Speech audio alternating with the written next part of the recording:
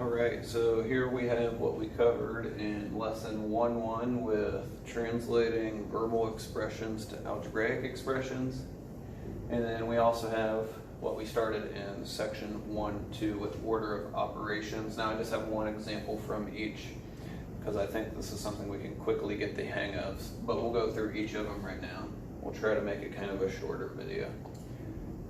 So the first one, translating from what we call a verbal expression, so in words, to an algebraic expression. So when we think algebra, numbers, letters, that kind of form. So I mentioned in our class, so in my Algebra 1 class, that we can break this into pieces. Anytime we see a verbal expression, we usually see kind of chunks to the expression or pieces. And let's go through and underline. I also mentioned that there's no set right or wrong for this. Some people like to break it into smaller pieces or bigger pieces and can kind of see more than one thing at a time. So there's no right or wrong here. I'm just going to go with what I see. So I see 2/3 times a number r, and I see raised to the 4th power.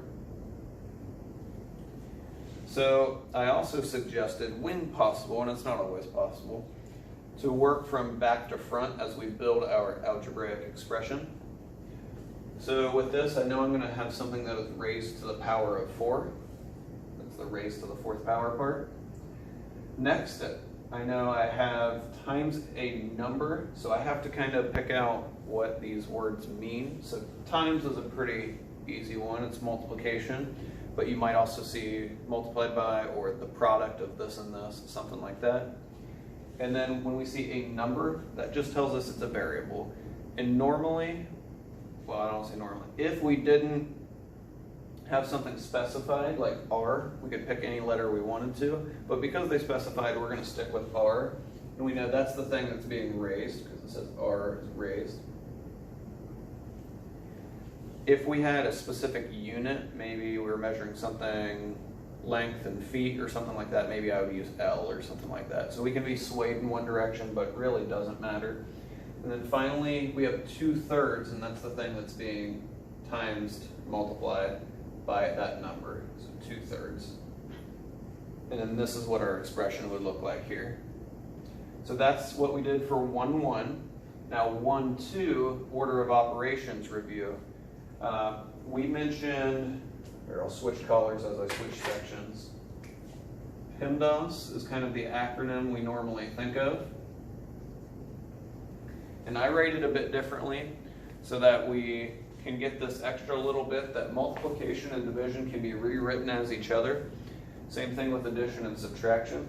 So when we get to that section, if those are the only choices we have, multiplication versus division, addition versus subtraction, I would know to go to left to right at that point. So that's why I leave them kind of on the same step of the pedestal here in PEMDAS. So with this expression, if I want to evaluate, first I look for parentheses. I do actually have that here with this color.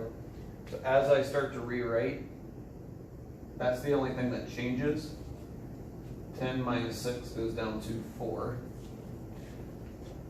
Now that that step's done, exponents, I don't have any here. I don't have anything that's being squared or cubed or anything like that. They're all ones at least.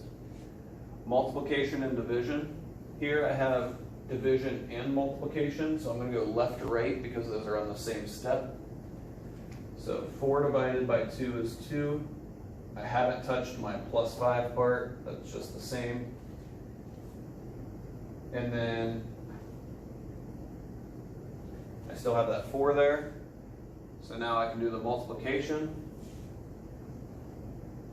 5 times 4 is 20. And then finally, I only have one operation left, that's addition, and this evaluates to 22. I know I almost, there equals 22 in there, there's no need for that. This isn't an equation where we have that 3-part answer of, say, x equals 22. This is just evaluating, so some vocab review there too.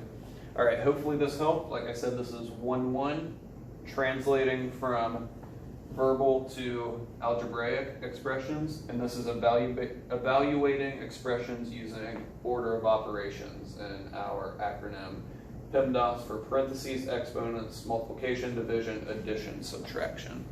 All right, thanks guys.